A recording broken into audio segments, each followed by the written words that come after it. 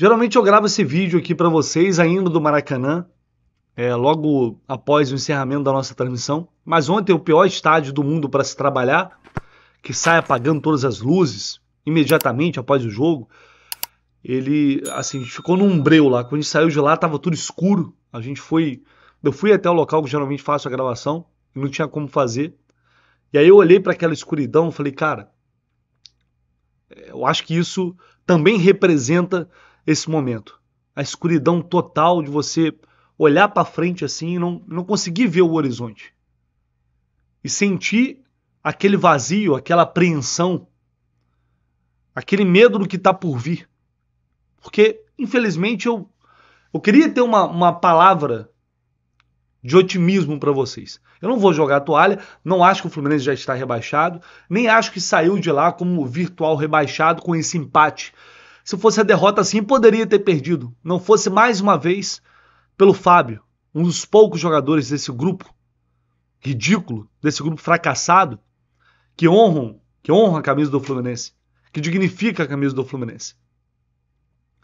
Porque esse time ele faz desde o início do campeonato, desde o início da competição, com uma campanha vergonhosa, sacaneando o seu torcedor, debochando do seu torcedor. Ele faz de tudo por esse rebaixamento. Ele vem fazendo já há muito tempo. E, na real, muitos desses caras merecem esse rebaixamento. Eles merecem ir para a Série B. Sabe o que acontece? Quem não merece somos nós, torcedores, a instituição, o Fluminense Futebol Clube, que no ano seguinte, a maior conquista da sua história, pode protagonizar um rebaixamento absolutamente vergonhoso. O rebaixamento mais vergonhoso que o compete da Libertadores no peito. Os caras estão conseguindo levar o Fluminense por esse caminho. Muitos desses aí, eles merecem, mas sabe o que vai acontecer? Se cai, ano que vem eles não estão nem aí, meu. Estão em outros lugares. Vai ter gente na Europa, vai ter gente numa SAFzinha ali. E cada um segue a sua vida e a maioria tá pouco se lixando pro clube. E a gente vê isso em campo. Ah, mas não, os jogadores todo mundo quer, todo mundo se esforça, todo mundo tá fazendo o seu máximo. Mas então por que a gente não vê isso em campo? O que a gente viu ontem, no segundo tempo, foi um negócio assim, gente, de aquilo ali é um filme de terror. Aliás, 2024 é um filme de terror pro torcedor do Fluminense. É um massacre que tá sofrendo o torcedor do Fluminense.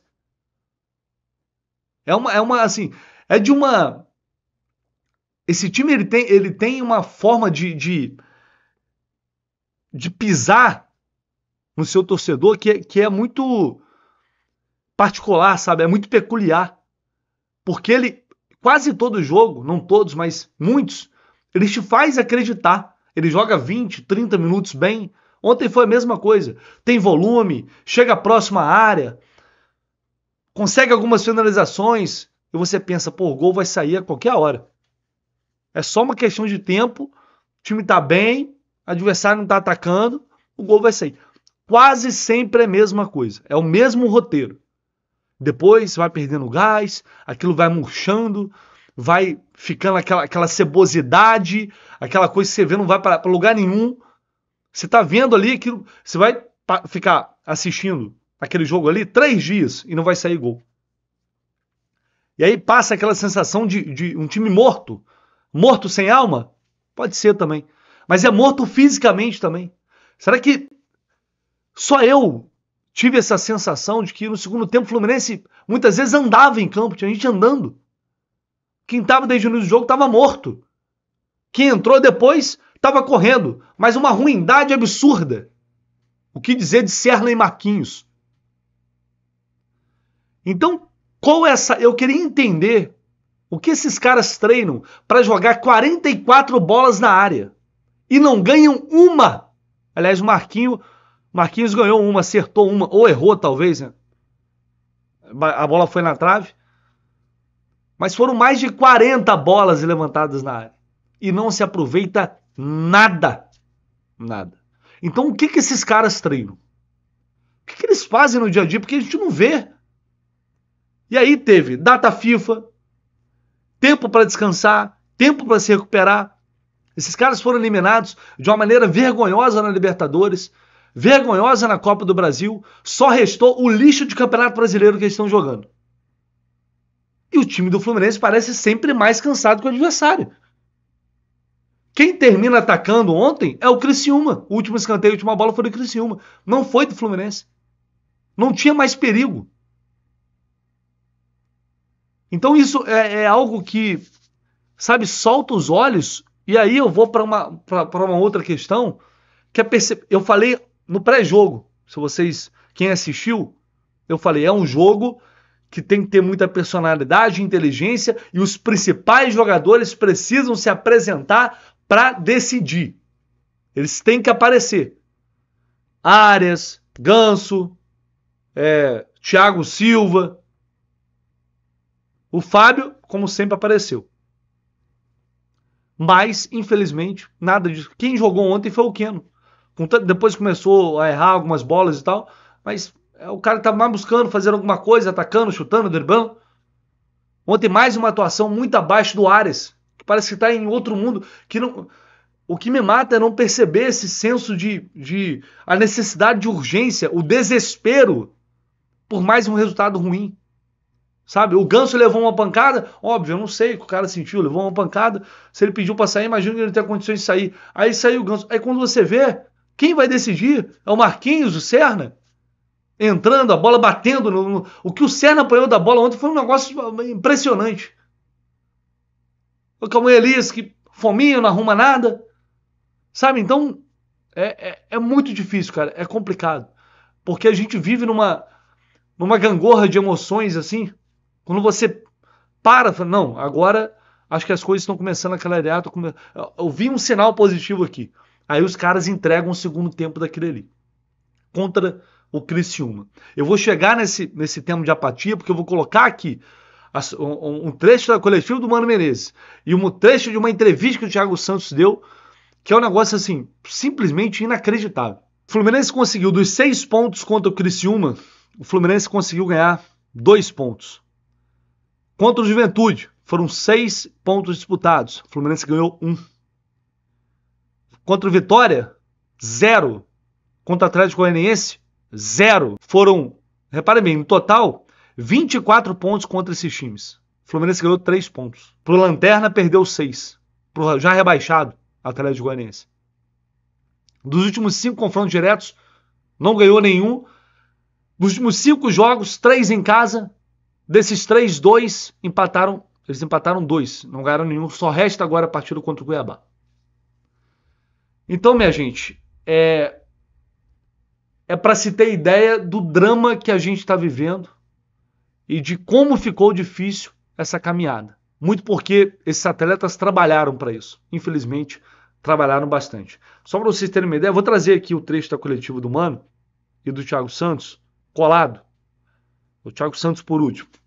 Bom, alguém me perguntou sobre motivação aí algumas rodadas atrás e eu disse que a gente não precisava de motivação externa, nada de fora para representar o Fluminense, seu torcedor, sua camisa e a alcunha de time de guerreiros, né? Acho que os jogadores têm se empenhado ao máximo, eu não tenho reclamação em relação a eles, muito pelo contrário.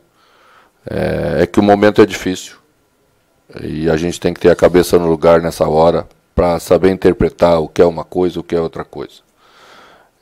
Conviver com as críticas, porque elas são justas. Quando você não faz resultado em sequência, a crítica vai vir e você tem que conviver, saber conviver com ela. Mas saber que, independentemente disso, você tem qualidade, tem condições de resolver os problemas que estão para serem resolvidos por nós. É o que a gente vai fazer. A questão mais importante nessa hora está ao lado dos jogadores. O treinador assumir essa responsabilidade que é sua, de comandar o momento difícil que a gente está passando. E o momento difícil requer poucos ajustes, porque realmente não tem tempo para você fazer mais, né? E muita conversa no sentido de mostrar coisas importantes, não conversa só para encher história, contar história, Mas é importante os jogadores sentirem, a gente buscar a referência deles mesmos em outros momentos, para saber que temos capacidade de fazer o que ainda está no nosso alcance. É importante dizer. A rodada se encerra com o Fluminense estando ao seu alcance aquilo que precisa fazer. E atrás disso que a gente vai. Quando a gente enfrenta uma equipe com linhas mais baixas, né, geralmente você transmite que falta velocidade e intensidade ao jogo. É que você não consegue dar tanta velocidade e intensidade ao jogo, porque o adversário tira a velocidade. Então você tem que ter paciência. Paciência não quer dizer morosidade. Paciência quer dizer calma, no sentido de escolher os melhores caminhos, de fazer balanço para um lado para levar o adversário e chegar no outro. Eu acho que a equipe iniciou jogando bem, nesse aspecto, jogando bem. Trabalhando nos 3 corredores do jogo, encontrando espaços para chegar na frente. Mas não dá para a gente querer mais do torcedor. A gente tem que ter consciência de em que situação estamos, né? Nós é que temos que ter maturidade, nós é que temos que entender como deve ser o comportamento e o torcedor vai fazer a parte dele. Ele estava aí no Maracanã, mesmo na dificuldade extrema que nós estamos atravessando, ele colocou 40 mil pessoas no estádio. Então a culpa não está do lado de lá. Temos que trabalhar, temos 3 jogos pela frente ainda, a gente sabia que não ia ser fácil. Eles fizeram um jogo difícil contra o Botafogo aqui no Rio de Janeiro e hoje também a gente não esperava um jogo fácil. Mas vamos trabalhar bastante para... Temos um jogo fora de casa agora importante contra o Atlético também, que é outro confronto direto nosso, e temos tudo para buscar a vitória lá. Sabemos que vai ser um jogo difícil também, mas não podia perder hoje. Então esse é um ponto aí lá na frente quando a gente não cair. Então vamos lá, cara. A entrevista do Thiago Santos, que só falou, porque é uma entrevista obrigatória para a TV Globo, porque esses caras, é isso. Isso aí é o que é o Fluminense 2024. Aliás, de uma forma geral, nessa gestão, né? Quando a coisa tá boa, fala, dá risadinha, eventualmente debocha do jornalista aqui, debocha do torcedor, né? Quando estavam bem e eram criticados, não podia. Não podia criticar, né? Vocês vão lembrar bem. E lá atrás, eu mesmo fui um que levei muita porrada aqui quando criticava atuações ruins. Ah, mas porque é o líder da fase de grupos da Libertadores? Porque ganhou a Recopa, é o campeão. Tá aí. E os caras debochando com uma soberba, uma vaidade enorme. E já cansamos de falar isso aqui também. Não aparece um pra dar a cara a tapa e falar pro torcedor. Tudo ali uma cambada de covarde. Eu não sei se é ordem de cima, de baixo, do lado. Não importa. O que eu sei é que você vai em todos... 9 de 10 clubes. Você vai, os caras perdem uma final, os caras vão lá, nem que seja 1, 2, para falar, para dar entrevista, para dar uma satisfação pro torcedor. Ali não aparece diretoria, então não existe. Jogador, ninguém fala nada. Todo mundo sai e o torcedor que se dane. E aí a entrevista que a gente tem é um cara normalizando. Não, com uma tranquilidade absurda. Ah, não deu, jogo difícil, mas esse pontinho aqui pode salvar a gente lá na frente. Cara, meu irmão, tu tá com a cabeça onde, cara? Como é que, mesmo que seja para passar um recado para fora, será que o Thiago Santos acha que o torcedor tá assistindo isso e tá achando isso de boa, normal? É essa sensação de acomodação, é essa falta do cara demonstrar ali eu não vou dizer um desespero, mas de fato uma insatisfação. Porra, empatamos, não podíamos empatar esse jogo, é um absurdo, sabe? Não, esse pontinho aqui pode salvar a gente. Acho que esses caras não têm a noção do que eles estão fazendo, do que um rebaixamento significa. Eles não têm noção do tamanho do clube que eles estão defendendo, de onde eles estão, porque não é possível, gente. E aí, para coletivo do Mano Menezes, algumas coisas, ele repete algumas coisas que ele já falou, de erros que ele sabe que existem num time que finaliza pouco, produz pouco e que não faz gols, mas que a gente vai trabalhar, que a gente vai conversar, que é isso, porque a gente tem essa limitação mesmo, a gente tem essa dificuldade, e fica naquele blasé, numa apatia, sabe? Aquela coisa meio apática, aquela coisa, sabe, num tom só. É claro que ele também não pode chegar ali e sair falando tudo, porque pode prejudicar ainda mais realmente. Tem que pensar realmente no que vai falar. Mas me preocupa também porque parece que estagnou. E a sensação que dá é que não dá mais para buscar algo diferente. E que o Mano não consegue, bateu ali no teto e não consegue encontrar outras soluções com as peças que ele tem à disposição. A sensação que dá é essa. Então, a minha preocupação, até esse vídeo, geralmente eu tô um pouco mais de cabeça fria quando chego em casa, tomo um banho, como alguma coisa, mas eu tô com um pouco de dor de cabeça ainda. E, gente, eu não sou de ferro, assim, é um tom, esse vídeo aqui é um tom um pouco acima do que eu costumo fazer, mas bate a preocupação, bate o desespero, imaginando que jogo em Curitiba agora domingo, os caras podendo confirmar a permanência na Série A contra o Fluminense, e depois a Cuiabá e o Palmeiras fora. E aí eu olho para isso e vejo que a gente está entregue ao acaso. A gente está entregue a um dia bom, de tudo dar certo, e conseguir ganhar esse jogo lá em Curitiba, sabe lá Deus como. Ou de empatar e depois conquistar 3 pontos contra o Cuiabá e conseguir se livrar assim. Mas ficou muito mais difícil, aumenta muito mais a pressão, torna tudo mais complicado. E sem ter essa... Porque muitas vezes o cara não vai chegar ali e vai falar tudo que ele fala no vestiário. Vai. Dificilmente ele vai. Mas a gente percebe alguns sinais de que tá todo mundo realmente entendeu que aquilo ali foi um resultado inaceitável, um resultado que a gente não podia ter. Então, meus amigos, infelizmente, o Fluminense está colhendo muita coisa do que plantou no início do ano.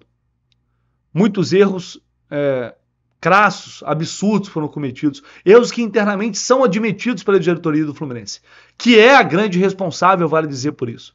A gente tem jogadores aí acomodados, jogadores que muitos ali podem não estar nem aí pro clube, muitos ali podem não estar se entregando como deveriam se entregar, e aí cada um pode tirar a sua própria conclusão. E é fato. A gente vai falar do treinador, que conquistou 6 pontos em 33 possíveis, time afundado na lanterna, e agora do outro treinador que assumiu, não coloca na mesma prateleira, porque conquistou muitos pontos, mas foram mais de 2/3 do campeonato sob o comando do Mano Menezes. A partir do momento que você tem essa reação, ele chegou para livrar o time do rebaixamento. Consegue sair da zona do rebaixamento, o trabalho dá aquela estagnada, cai e volta, tem uma grande parcela de responsabilidade também. É inegável. É inegável e claro que ele também já cometeu muitos erros. Então a gente já fala dos 2 treinadores, dos jogadores, mas a diretoria que tem como seu maior representante Mário Bittencourt, que é quem toma todas as decisões do clube, quem comanda o futebol, e quando você vence, você tem seus méritos, como teve ano passado, mas esse ano é um ano catastrófico. É um ano em que o planejamento do Fluminense foi um planejamento simplesmente ridículo, com coisas que são inaceitáveis para um clube desse tamanho. E a gente já discutiu isso durante muito tempo. Para a janela do meio do ano, o Fluminense não conseguiu contratar um centroavante. Um cara de referência na área. Cruza 40 bolas da área. O Fluminense não tem um centroavante de área alto para cabecear a bola. Não tem. Simplesmente não tem. Jogadores medianos foram contratados. Não são esses jogadores, se salvar, não são esses jogadores que vieram no meio do ano que vão salvar o Fluminense. Não são. A não ser o Thiago Silva, que chegou antes, que teve uma participação muito importante na reação, apesar de ter caído de rendimento recentemente. Então, sobrou incompetência de todos os lados. E agora, a gente vai ter que contar mais do que, não dá nem para dizer competência, né? Eu acho que vai depender da mediocridade, da ruindade dos outros também, para o Fluminense permanecer na primeira divisão. Infelizmente. É um momento difícil, mas que a gente tem que se agarrar ao que temos de esperança. Se agarrar nesses 2 jogos, esses 2 próximos jogos, imaginando que vai dar tudo certo de alguma forma. Não adianta a gente entregar agora, não adianta a gente falar que já está rebaixado, que acabou, que é isso, que é aquilo. A gente tem que lutar até o fim. E lutar até o fim significa lutar até a partida contra o Cuiabá. Ou é isso, ou infelizmente esse desastre vai acontecer. E se acontecer, eu não tenho nem ideia do tamanho do buraco onde o Fluminense vai se meter. É isso, gente. A gente volta ao longo do dia com mais informações. Se você puder deixar aqui seu like, se inscrever no canal se você não está inscrito. E claro, o seu comentário, que é sempre muito bem-vindo para desabafar e para a gente trocar essa ideia por aqui. Valeu, um abraço.